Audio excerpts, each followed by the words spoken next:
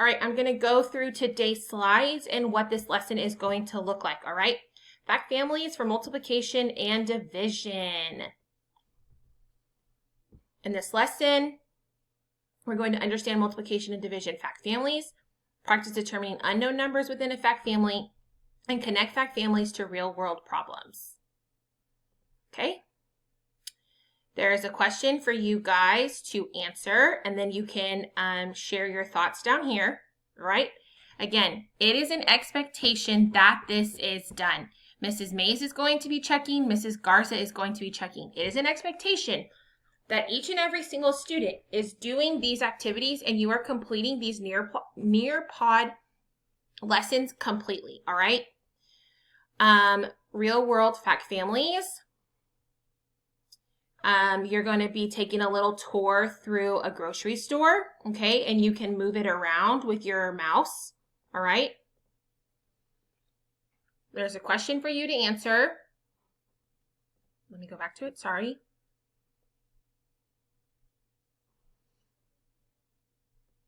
Let me try to move my... What are fact families now that you've explored a real world place? Share an example of how you could use multiplication or division while shopping. You need to type your answer here.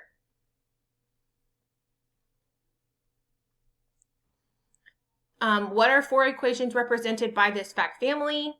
The fact family is right here, so you're going to click it and then write your multiplication and division problems.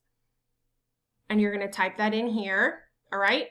Again, it is an expectation that this is getting done. Mrs. Mays and I get a report of these being done, and you need to do this.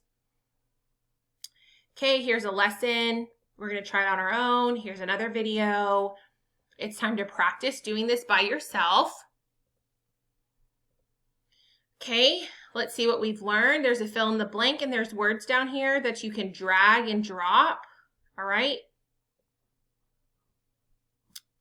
And then there's a quiz for you guys to take.